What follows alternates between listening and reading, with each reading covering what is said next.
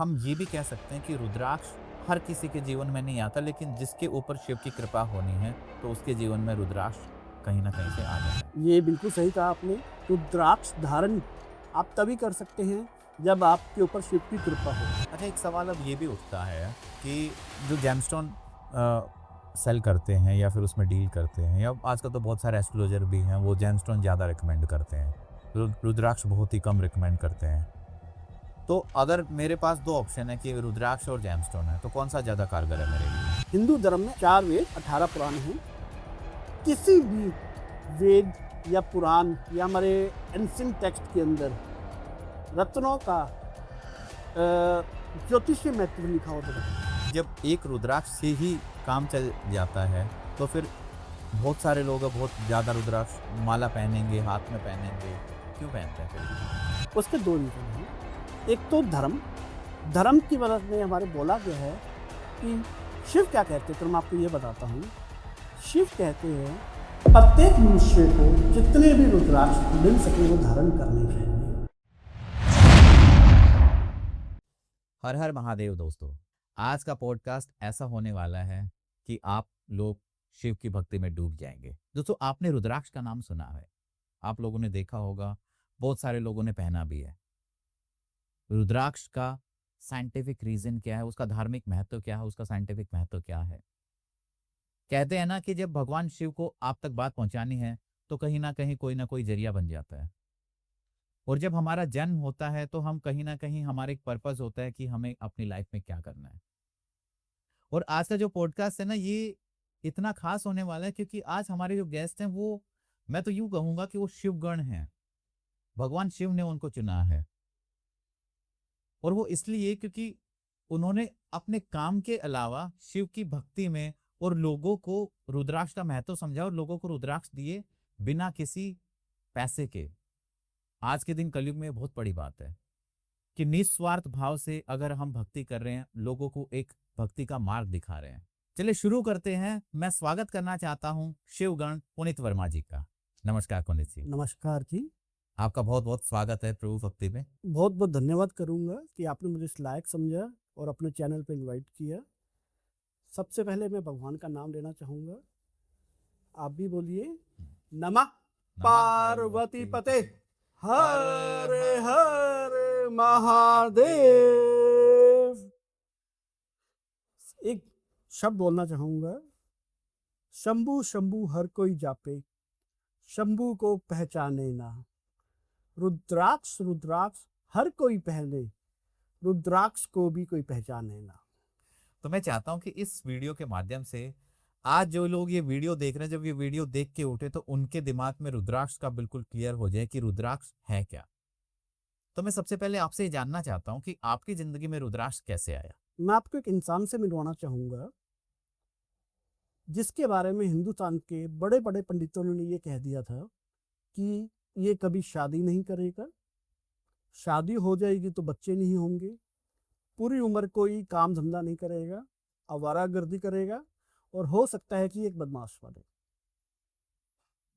एक बहुत बड़े एस्ट्रोलॉजर है हिंदुस्तान में जो आज से लगभग 20 साल पहले कुंडली बनाने के 5100 रुपये लेते थे। उस समय के 5100 आज के कई लाखों के बराबर होंगे। उस इंसान की कुंडली में उन्होंने लिखा कि ये इंसान कभी शादी नहीं करेगा। उस इंसान की शादी 27 साल की उम्र में हुई। पहले ही लड़की देखी, वही उनके जीवन की आखिरी लड़की हुई जो रिश्ते के लिए देखी। उस इंसान की कुंडली में लिखा हुआ था कि अगर शादी हो भी गई तो बच्चे पैदा नहीं होंगे। उस इंसान की शादी हुई नवंबर 2012 में। अगस्त 2013 में उस इंसान की गोदी में एक नन्ही परी थी। उसी इंसान के गोदी में अगस्त 2015 में एक शिव का अंश था। आज वो इंसान एक हाईली रेप्यूटेड ऑर्गेनाइजेशन के अंदर एक सीनियर पोजीशन पर है। कोई भी बदमाशी या आवारागर्दी का अंश मात्र उस इंसान में नहीं है, और वो इंसान आपके सामने बैठा है। हर हर महादेव। हर हर महादेव। तो रुद्राक्ष, मैं ये नहीं कहूंगा कि मैंने कुछ किया, सब कुछ शिव की कृपा से हुआ। ये रुद्राक्ष मुझे मिले उस एस्ट्रोलॉजर की भी कोई गलती नहीं है यहाँ पर। उन्होंने वही बोला जो मेरी कुंडली दिखाती है। सही बात है। लेकिन इन रुद्राक्ष के मोतियों में वो क्षमता है कि जो आपकी कुंडली में है उसको बदला जा सकता है, जो आपके भाग्य में नहीं लिखा वो भी लिखा हुआ है। ये आपको मिला कैसे? पहले किसने दिया? ये भी शिव की ही कृपा होगी। मैं लगभग 20 वर्ष का था, उस समय हम शिमला में गए थे फैमिली वेकेशंस के ऊपर, समर वेकेशंस में। तो वहीं मॉल रोड के ऊपर एक बाबा जी आए, उन्होंने कहा इधर आ। मैं गया, ले ये पहन ले। अब एक 20 साल के बालक को अगर कोई बाबा जी ऐसे कहते हैं, थोड़ा सा वो हेजिटेट करता है। मैं भी हेजिटेट हुआ कि यार क्यों बुलाया, मुझे क्या कह रहे हैं। मैंने मना कर दिया। बाबा जी गुस्से बोले, बोल रहा हूँ ना पहन ले। मैंने डर के ले लिए। मुझे लगा शायद पैसा वैसा चाहिए होगा उनको। पैसा निकालने के लिए अपने जेब में हाथ डाले, थोड़े से पैसे दिए। जब तक पैसे निकाल के उनको देता, वो बाबा जी वहां नहीं थे। अब मुझे नहीं पता कौन थे वो, लेकिन शिव की कृपा से मुझे रुद्राक्ष हाथ में मिल गए। अब रुद्राक्ष आपके हाथ में है, आपको पता नहीं है क्या, आप क्या करोगे? या तो फेंक दोगे या जेब में रख के घर में रख लोगे अपने। हाँ। मैंने फेंके नहीं, मैं अपनी जेब में रख लिए। घर आया, उनके बारे में जानने की कोशिश करी है क्या, रुद्राक्ष के बारे में। हाँ जी, रुद्राक्ष के बारे में। प्रभु की ही कृपा थी, घर में शिव पुराण थी। मैंने अपने रिश्तेदारों से पूछा कि होते क्या है, तो उन्होंने कहा यार हमें भी नहीं पता, इसे रुद्राक्ष कहते हैं और ये शिव से रिलेटेड है। मैंने कहा चलो ठीक है, अब शिव को जानना है तो सबसे पहले आप शिव पुराण पढ़ेंगे। तो मैंने शिव पुराण पढ़नी शुरू करी। शिव पुराण के अंदर चैप्टर नंबर 25 विश्वेश्वर संहिता में रुद्राक्ष का वर्णन किया गया है। मैंने वो पढ़ा, मुझे यकीन नहीं हुआ कि ऐसा कुछ हो सकता है जो जो उसका महत्व लिखा गया। लेकिन फिर से मैं ये कहूँगा शिव की ही कृपा थी। मैंने वो रुद्राक्ष धारण कर लिए जिस प्रकार से उन्होंने लिखा हुआ था। धारण करने के बाद मेरे जीवन में क्या परिवर्तन हुआ वो बताता हूँ मैं। बचपन से मैं स्कॉलर नहीं था। 10th में मेरे मार्क्स आए हैं 47, जिसमें मैथमेटिक्स के अंदर 33% नंबर आए हैं। उसके ऊपर स्टार मार्क है। स्टार मार्क तब दिया जाता है जब आपके ऊपर ग्रेस मार्किंग की जाए, यानी किसी ने दया दृष्टि दिखाते हुए आपको 2-4 नंबर देके पास किया। मैं वो था। 12वीं करी, मेरे एक रिश्तेदार थे, इनका ट्यूशन जाता। उन्होंने साफ मना कर दिया कि ये पास नहीं हो सकता। मैं तो क्या, दुनिया का कोई भी टीचर इसको पास नहीं करवा सकता, ये पढ़ता ही नहीं है। 12वीं में 64% नंबर आए। ग्रेजुएशन करी, ग्रेजुएशन में फिर से अगेन ग्रेस मार्किंग मिली मुझे मैथमेटिक्स के अंदर, और फाइनल जो रिजल्ट आया उसमें लगभग 51% नंबर मिले। उसके बाद वो शिमला वाला इंस्टांस हुआ जब मैंने रुद्राक्ष धारण करे। MBA करी, MBA में अप्रोक्सीमेट 80% मार्क्स मिले विद गोल्ड मेडल। जो बच्चा मैथमेटिक्स के अंदर ग्रेस मार्क्स लेके पास हो रहा है 10th में और ग्रेजुएशन में, वही बच्चा MBA के अंदर गोल्ड मेडल ले रहा है। क्या हुआ मुझे नहीं पता, सब भगवान शिव जाने और शिव की कृपा जाने। तो इसमें हम ऐसा कह सकते हैं कि जो आपकी जो एनर्जी है, मतलब कहीं ना कहीं रुद्राक्ष ने वो चीज पूरा फोकस बन गया, एनर्जी पॉजिटिव हो गई आपकी, मन लगने लग गया पढ़ाई में, कंसंट्रेशन ज्यादा बढ़ गई है। बिल्कुल ऐसा हुआ है ना। हमारे शास्त्रों में भी यही लिखा हुआ है हाँ। कि जो रुद्राक्ष है वो आपकी पर्सनैलिटी को टोटली चेंज कर सकता है। सबसे अच्छी चीज पता है क्या है, कि जो कुंडली में लिखा हुआ था वो पूरा का पूरा बदल गया। बिल्कुल, लोग कहते हैं भाग्य नहीं बदल सकता, यही कहते हैं दादा एस्ट्रोलॉजी जी, जो प्रारब्ध है वो तो भोगना ही पड़ेगा। मैं उन्हें कहता हूं, आप महाभारत में स्वयं श्री कृष्ण जी कहते हैं कि महादेव वो कर्म भी कर देते हैं जो किसी के भाग्य में नहीं लिखना पड़, लेकिन फिर हमें भुगतना पड़ता है। बिल्कुल। ये है महाभारत में स्वयं श्री कृष्ण जी कह रहे हैं। बहुत सारे इंस्टांस आपको पता ही होंगे। हाँ, अब महाभारत की मैं स्टोरी बताता हूँ। जब युद्ध चल रहा था तो धृतराष्ट्र ने ज्योतिष को बुलाया। तो ज्योतिष को बुला के और पूछा कि क्या हम युद्ध जीतेंगे। तो उन्होंने बोला कि हाँ, दुर्योधन के जो ग्रह इस तरीके से बैठे हुए हैं कि उनको पक्का विजय मिलेगी। तो युद्ध स्टार्ट हुआ। फिर धीरे धीरे जैसे लगने लगा 7 या 8वें दिन कि भाई पांडव थोड़े से ज्यादा हैवी हैं। तो फिर उस ज्योतिष को बुलाया कि बताओ क्या है। बोला नहीं, ग्रह है, बिल्कुल सही पोजीशन पे बैठे हैं, पक्का जीत होगी। धीरे धीरे और टाइम होता गया, तो फिर ज्योतिष को बुलाया तो बोला कि अब बताओ। बोला ग्रह तो बैठे थे, लेकिन वहां कोई ऐसा है जिसके आगे सारे ग्रह फीके पड़ गए, जिसने ग्रहों की चाल ही बदल दी। बिल्कुल तो वही आपके साथ हुआ कि भगवान शिव की जब कृपा आई तो उसके बाद सारे ग्रह बिल्कुल। शांत हो आप गए। कोई एक ग्रह बता दीजिए जिसमें समर्थ हो कि वो महादेव की आज्ञा का उल्लंघन कर सके।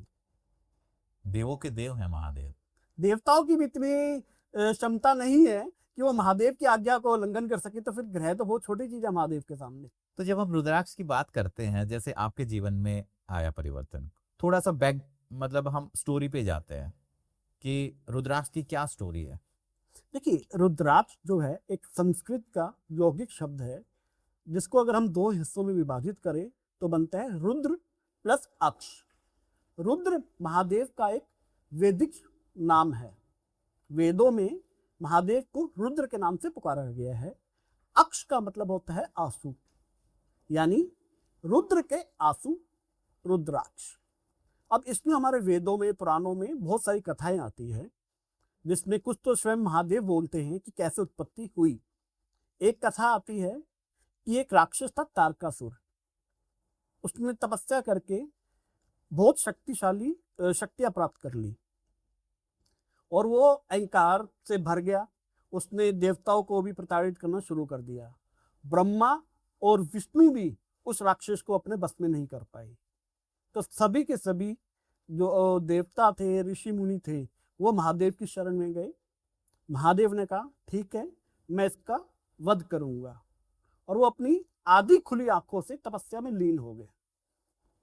कुछ समय बाद उन्होंने अपनी आंखें खोली तो उनकी आंखों से कुछ आंसू निकल पड़े, जो उनके गाल से होते हुए धरती पर गिर पड़े।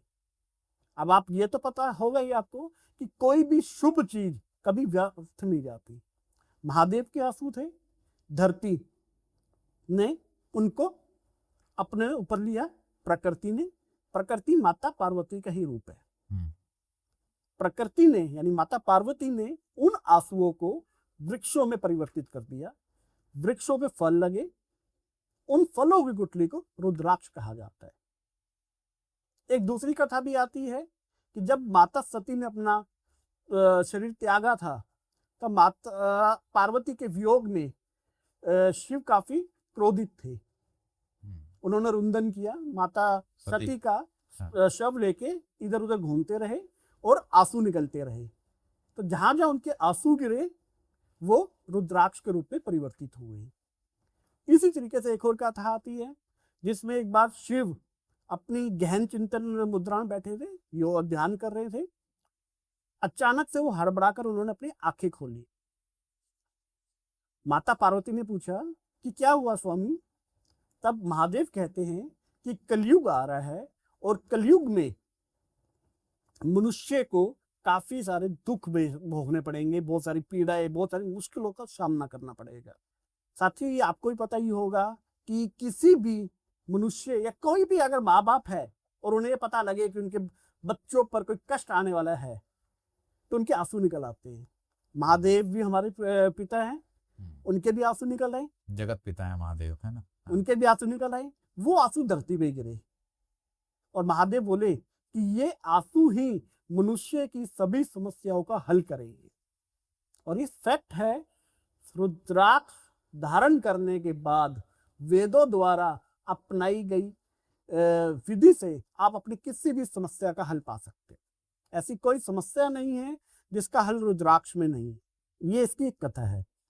तो हम ये भी कह सकते हैं कि रुद्राक्ष हर किसी के जीवन में नहीं आता, लेकिन जिसके ऊपर शिव की कृपा होनी है तो उसके जीवन में रुद्राक्ष कहीं ना कहीं से आ जाता है। ये बिल्कुल सही कहा आपने। रुद्राक्ष धारण आप तभी कर सकते हैं जब आपके ऊपर शिव की कृपा होगी। मैं लगभग अगर 100 लोगों को रुद्राक्ष फ्री में बांटता हूँ, क्योंकि मुझे एक पैशन है या मेरी अंदर से आवाज आई है कि जितना मेरा समर्थ हो मुझे लोगों को रुद्राक्ष धारण करवाने हैं।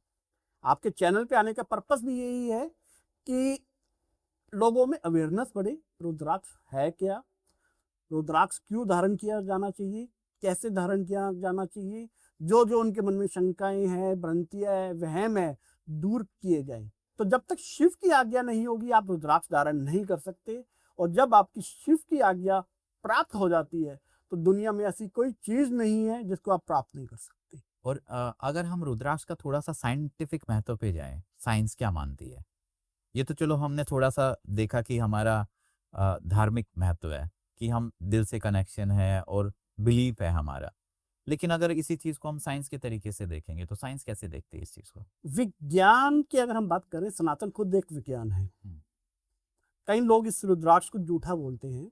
मैं उन्हें कहना चाहूंगा आपके चैनल पर कि अगर रुद्राक्ष झूठ है, रुद्राक्ष में कोई शक्ति नहीं है, तो रुद्राक्ष से बड़े झूठ शिव है। हर वेद, हर पुराण में स्वयं शिव कह रहे हैं कि आपको रुद्राक्ष धारण करना है। तो अगर आप शिव को मानते हैं तो रुद्राक्ष धारण करना ही है, ये उनकी आज्ञा है। अगर आप रुद्राक्ष के ऊपर प्रश्न लगा रहे हैं कि ये क्या प्रूफ है, तो आप रुद्राक्ष के ऊपर नहीं, शिव के ऊपर प्रश्न लगा रहे हैं। लेकिन हाँ, आपके मन में क्वेश्चन आया कि इसका साइंटिफिक रीजन। हाँ, कि जैसे आपकी भी स्टोरी थी कि कंसंट्रेशन इंक्रीज होगी, तो होता है ना कि ये ऐसे कैसे हुआ? आजकल जो जेनजी जो ऑडियंस है ना, वो थोड़ा सा प्रूफ की तरफ ज्यादा भागती है, कि जब तक उनको थोड़ा सा साइंस की तरीके से नहीं समझाया जाए, उसका लॉजिक ना बताया जाए, तब तक वो बोलते कि यार ये तो ऐसे ही है, ये तो काम ही नहीं करेगा, या क्यों बिल्कुल, पहनूं मैं? देखिए हाँ, पहली बात तो जो हमारा सनातन धर्म है वो सबसे वैज्ञानिक धर्म है, ये एक फैक्ट है। बिल्कुल सही बात ठीक है, हाँ, इसमें कोई भी शंका किसी को नहीं होनी चाहिए। हमारे वेदों में, शास्त्रों में कही गई एक एक बात 100% वैज्ञानिक प्रूफ के साथ है। आप तो समझ नहीं पाए, वो आपकी कमी है, या आप उस प्रूफ तक नहीं पहुंच पहुंच पाए पाए। तो ठीक आपकी है, कमी है। अब बात आती है कि जो आप कहना चाह रहे हैं वो है वेस्टर्न साइंस की बात। हाँ, वेस्टर्न साइंस और हमारी साइंस, वेस्टर्न साइंस क्या कहती है, जो चीज उसको दिखती नहीं है उसको वो मानती नहीं है। आज से कुछ साल पहले तक वो हवा को भी नहीं मानते थे। फिर हमारे ही एक साइंटिस्ट थे, उन्होंने प्रूफ किया कि हवा होती है। वो पेड़ पौधों में जीवन नहीं मानते थे। हमारे यहाँ तो हजारों सालों से पूजा की जाती है, पूजा की जाती है। हाँ, लेकिन वो पेड़ पौधों में जीवन नहीं मानते थे। हमारी ही एक साइंटिस्ट ने प्रूफ किया कि पेड़ पौधों में भी जीवन होता है। हाँ, ठीक है ना, मानते हैं ये बात। बिल्कुल। वो रुद्राक्ष की शक्ति को नहीं मानते थे, बिल्कुल ठीक है। और इसीलिए उन्होंने, जब अंग्रेजों का शासन था हमारे हिंदुस्तान में, लगभग सभी पेड़ रुद्राक्ष के कटवा दिए थे। आज के टाइम पे रुद्राक्ष हिंदुस्तान में पैदा नहीं होता है। जो ओरिजिन था हिंदुस्तान का रुद्राक्ष का, एक जमाने में हिंदुस्तान में पेड़ होते थे हाँ, रुद्राक्ष। सनातन धर्म हिंदुस्तान से ही तो फैला फूला, वहीं पर रुद्राक्ष होते थे। लेकिन अंग्रेजों ने इसको, विज्ञान को नहीं माना, और गुस्से में आके लगभग सभी पेड़ कटवा दिए गए थे हिंदुस्तान से। तब हमारे ऋषि मुनियों ने नेपाल की शरण ली, क्योंकि वो नेपाल कभी किसी का गुलाम नहीं रहा। तो वहां पे वृक्ष रुद्राक्ष के रोपे गए, और आज जो हमें रुद्राक्ष मिल रहे हैं वो हमारे ऋषि मुनियों ने जो अत्याचार सहा, उनकी कृपा से ही बचे हुए हैं। वेस्टर्न साइंस नहीं मानती थी, हाँ, उन्होंने पेड़ कटवा दिए। लेकिन कहते ना, सत्य परेशान हो सकता है, पराजित नहीं। रुद्राक्ष कुछ समय के लिए छुप गए, लेकिन आज दोबारा निकल के आ रहे हैं। 1980s के अंदर IIT बनारस के अंदर एक साइंटिस्ट है डॉक्टर जैन, उन्होंने रिसर्च करी। उन्होंने क्या पाया, मैं आपको अभी बताता हूँ। फिर लोगों ने देखा, हो सकता है यार वो तो जैन तो हिंदू ही थे ना, सनातनी थे, तो हो सकता है कि वो तो अपने जो ग्रंथों में मिक्स कर दिए, उन्होंने तो फेवर कर लिया। फेवर कर दिया। हाँ, फिर चलो ठीक है, वेस्टर्न वर्ल्ड में डॉक्टर डेविड ली, बहुत बड़े साइंटिस्ट हुए, आप गूगल पे चेक कर लीजिएगा, उन्होंने रिसर्च करी। उन्होंने क्या पाया, जो डॉक्टर जैन ने IIT बनारस में किया था, वही डॉक्टर डेविड ली ने वेस्टर्न कंट्रीज के अंदर अपनी लेबोरेटरीज में चेक किया, दोनों एग्जैक्ट सेम। प्लस जो हमारे वेदों में लिखा हुआ है वो भी एग्जैक्ट सेम। रिसेंटली FDA ने रिसर्च करी है, ह्यूमन ट्रायल नहीं हुआ है अभी उसका, चूहों के ऊपर प्रशिक्षण किया गया कि चूहों को रुद्राक्ष का चूर्ण प्लस रुद्राक्ष उनके पिंजरे में रखे गए, और उनको कीमोथेरेपी दी गई। कीमोथेरेपी आपको पता ही होगा, कैंसर के ट्रीटमेंट के लिए दी जाती है, और बहुत सारे नेगेटिव इफेक्ट्स भी आते हैं। अप टू 70% कीमोथेरेपी के नेगेटिव इफेक्ट्स चूहों के ऊपर कम देखे गए हैं। क्योंकि रुद्राक्ष का वहां पे रुद्राक्ष थे और रुद्राक्ष को उनको पाउडर पिलाया। बिल्कुल। अब मैं आपको बताता हूं कि doctor David Lee, doctor Jain, ये सिर्फ 2 नाम हैं, ऐसी हजारों रिसर्च हुई। आप गूगल पे सर्च कीजिएगा साइंटिफिक रिसर्च ऑन रुद्राक्ष। उन्होंने क्या पाया? जितनी भी साइंटिफिक रिसर्च हुई उन्होंने पाया कि इसमें इलेक्ट्रोमैग्नेटिक प्रॉपर्टीज होती है जो आपकी कंसंट्रेशन को इंप्रूव करती है, आपकी फोकस, मेंटल स्टेमिना को इंप्रूव करती है। ये उन्होंने रिसर्च में पाया। ये डेविड, मैं नहीं कह रहा हूँ, हाँ। ये हमारे डेविड ली और डॉक्टर जैन और जितने भी साइंटिफिक रिसर्च हुई है, चाहे वो आईआईटी बनारस हो, आईआईटी दिल्ली हो, या वेस्टर्न की एफडीए ने करी हो, या जितनी वेस्टर्न की दूसरी लेबोरेटरीज है उनमें रिसर्च हुई हो। साथ ही उन्होंने क्या पाया? रुद्राक्ष में विद्युत चुंबकीय, जिसको हम इलेक्ट्रोमैग्नेटिक, हाँ। पराचुंबकीय हाँ। और प्रेरक गुण होते हैं जो आपके माइंड को कंट्रोल करते हैं। और हर रुद्राक्ष के मुखी, इनके मुखी होते हैं, हाँ। 1 मुखी, 2 मुखी, 3 तीन मुखी, मुखी ऐसे करके। हर एक रुद्राक्ष की अलग अलग पावर्स होती है। ये क्या करते हैं? आपकी बॉडी के साथ टच करते हैं। रुद्राक्ष को शरीर पर धारण करने के लिए कहा गया है। जब आप आपको बॉडी के साथ टच करते हैं तब आपके शरीर के अंदर बायोकेमिकल रिएक्शंस होती है, उनसे न्यूरोट्रांसमीटर और डोपामाइन और सेटामाइन जो आपके ब्रेन के अंदर केमिकल रिलीज होते हैं वो करते हैं। गैल्विन एक प्रोसेस होता है हमारे बॉडी के अंदर। हाँ। आप अपना हाथ दीजिए, मैंने आपको टच किया, क्या फील हुआ? मतलब टच फील हुआ आपका। हाँ। यही अगर आपकी बीवी टच करेगी आपको, हाँ। कैसा फील होगा? मतलब सेम फील होगा, अलग फील होगा? देखो, वैसे तो बॉडी वाइज तो सेम ही फील होगा, लेकिन Mentally. Mentally different feel. यही अगर आपकी माता जी आपको टच करेंगे, हाँ। सेम फीलिंग आएगी जो आपकी बीवी टच करेंगी या आपकी माता जी टच नहीं, वो करेंगी? फीलिंग चेंज हो जाएगी। सेम अगर आपकी गुड़िया, आपकी हाँ। बेटी टच हाँ। करेगी, अलग आ जाएगा। हाँ। यही रुद्राक्ष करता है।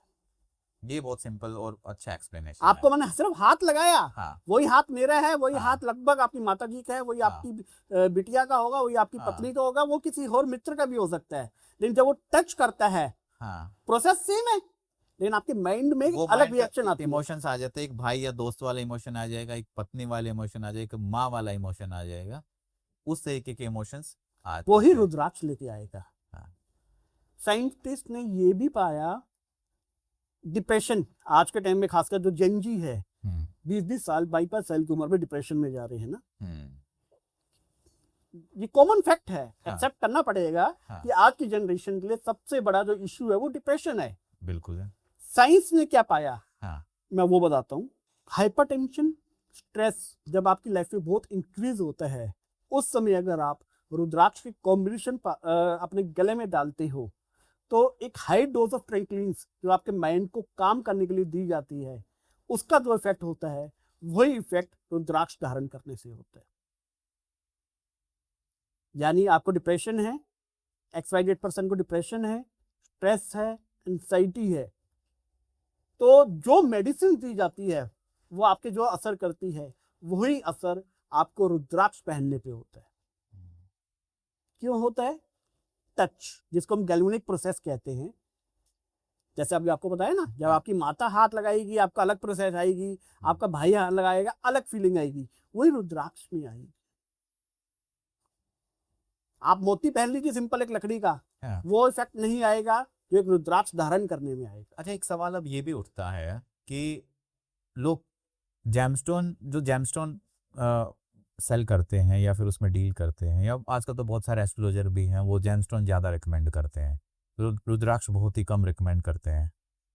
तो अगर मेरे पास 2 ऑप्शन है कि रुद्राक्ष और जेमस्टोन है, तो कौन सा ज़्यादा कारगर है मेरे लिए? धर्म की बात करते हैं इसमें, क्योंकि एस्ट्रोलॉजी अगर तभी आप मानेंगे जब आप हमारे धर्म को मानेंगे। हाँ।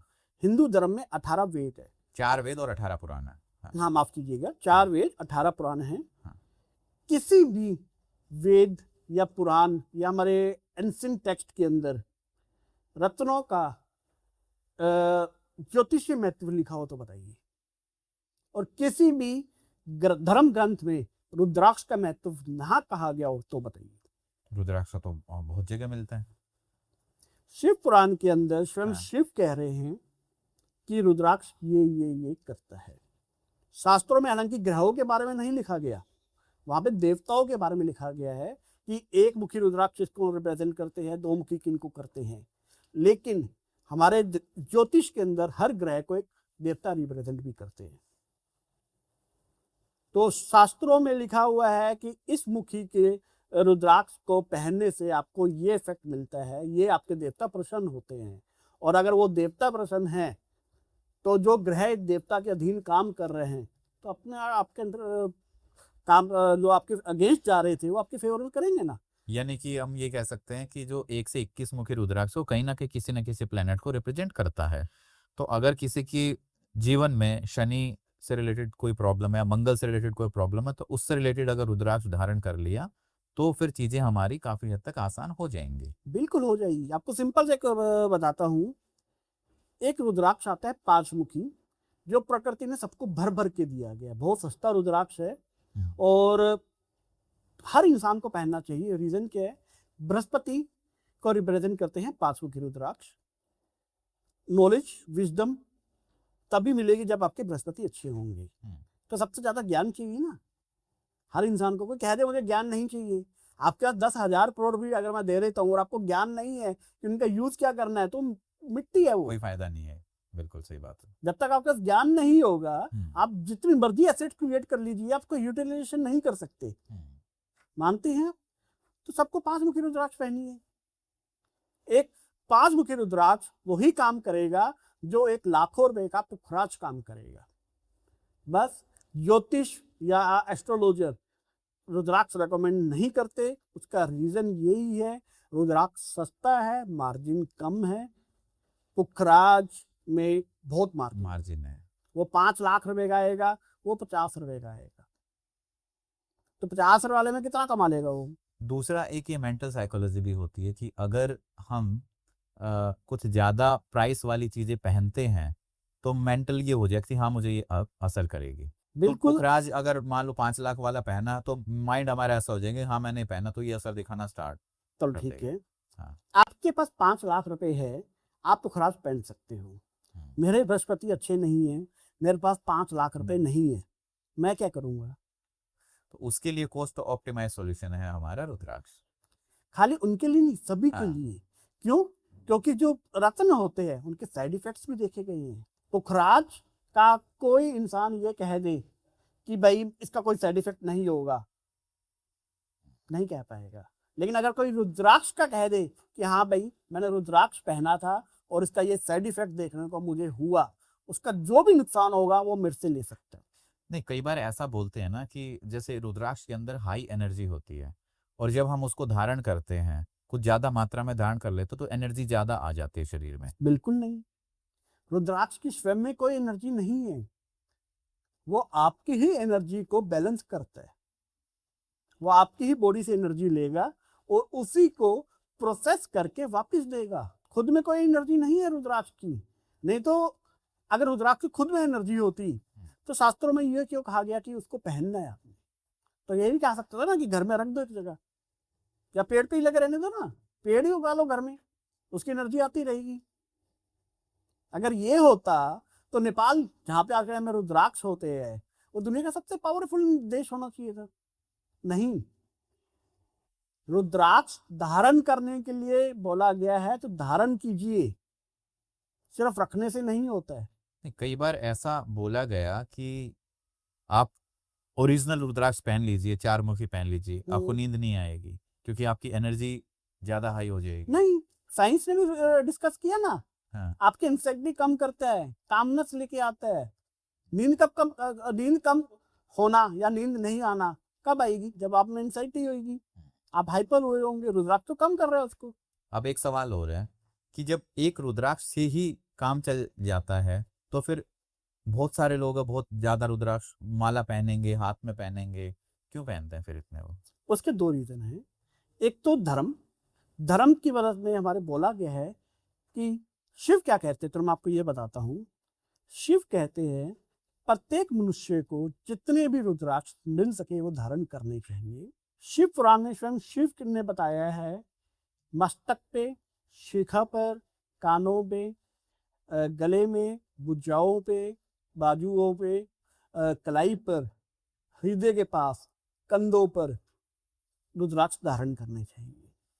जिस मनुष्य ने 1008 रुद्राक्ष धारण किए हो उसको स्वयं शिव के समान माना जाता है हमारे शास्त्रों के हिसाब से। लेकिन क्या हर कोई कर सकता है? क्यों नहीं कर सकता, मैं तो ये जानना चाहूंगा। एक गैर सनातनी अगर दाढ़ी रखता है, आपने कभी उससे प्रश्न पूछा कि आपने दाढ़ी क्यों रखी? या एक के गैर सनातनी अपने धर्म का प्रतीक गले में डाल के घूमता है, आप कभी पूछ सकते हैं उनसे? तो एक हिंदू से ही ये पूछा जा सकता है कि आपने इतने रुद्राक्ष धारण क्यों किए? क्योंकि हम हिंदू खुद अपने वेदों को नहीं पढ़ रहे हैं और हम खुद शर्मिंदा होते हैं। नहीं, उसके पीछे एक रीजन ये भी हो सकता है कि क्यूरियोसिटी होती है ना, कि जैसे एक तो देखो परंपरा है, जैसे अगर हम नॉर्मल बाबाओं की बात करें तो सबके जो कपड़े होते हैं वो ऑरेंज होते हैं, है ना? ठीक है, लेकिन उसमें कुछ बाबा ऐसे हैं जिन्होंने बहुत ज्यादा माला पहन रखे, रुद्राक्ष धारण कर रखे, तो लोगों के मन में क्यूरियोसिटी आते है कि बाकियों से आप अलग हो, तो ऐसा क्यों, क्या रीजन रहा? प्रेम जो रुद्राक्ष धारण कर लेते, जब मैंने शुरू करे थे मुझे 6 रुद्राक्ष मिले थे जो उन्होंने दिए थे। 6 रुद्राक्ष से धारण शुरुआत करी थी। आज मेरे शरीर में लगभग 400 से 500 रुद्राक्ष इस समय पहने हुए हैं। आपको नहीं दिख रही, जो शर्ट के अंदर भी है। हाँ, इस समय मैंने लगभग 400 से 500 रुद्राक्ष धारण करे हुए हैं। अब मेरा प्रेम है ये। आप प्रेम क्यों ये नहीं कह सकते कि मैं तेरे से 10 मतलब वो प्रेम दिखावा करूंगा? दिखावा नहीं है। दिखावा नहीं, वो प्रेम है। दिखावा क्या करेंगे आप? जिन साधु संतों की आप बात कर रहे हैं, कई साधु संत मैंने ऐसे देखे हैं जिन्होंने अपने वजन से ज्यादा के रुद्राक्ष धारण करे हुए हैं। आपने बिल्कुल, कुंभ के मेले में जरूर बिल्कुल देखा है, होगा। बिल्कुल है, बिल्कुल है, वो हाँ। दिखावा कर रहे हैं।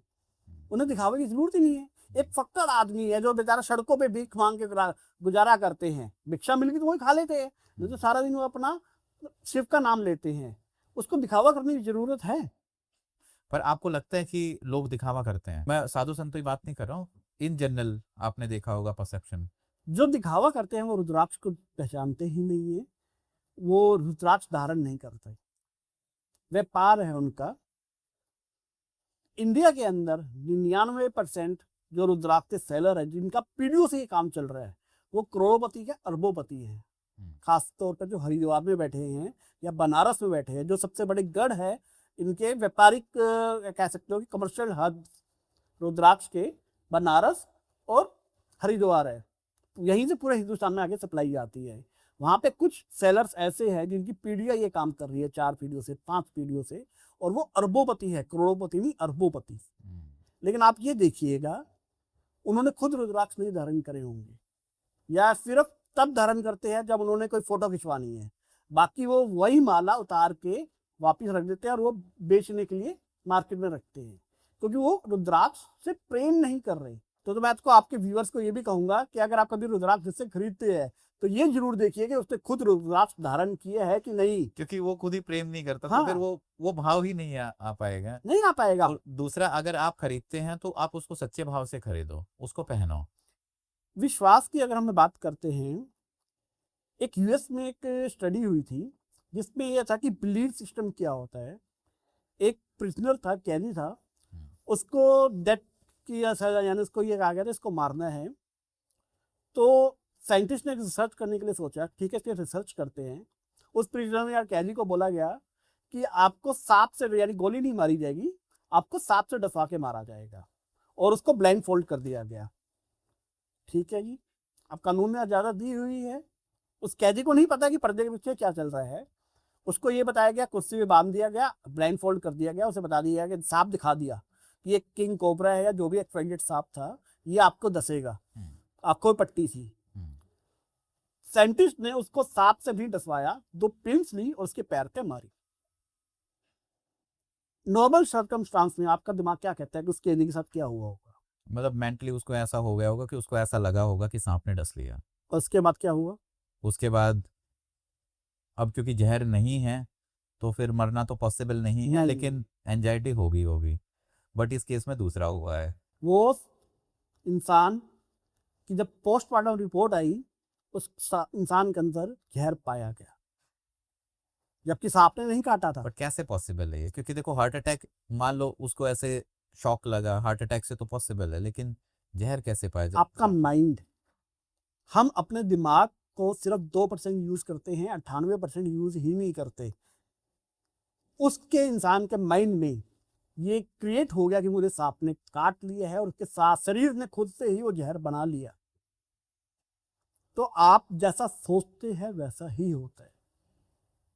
आपको एक बीमारी होगी, सिंपल सा सर्दी बुखार ही हुआ, आपको दुनिया के सबसे बेस्ट डॉक्टर के पास भी लेके जाएगा ना, और आपको बिलीव नहीं है कि मैं ठीक हो जाऊंगा, तो आप सच में कभी ठीक नहीं होंगे।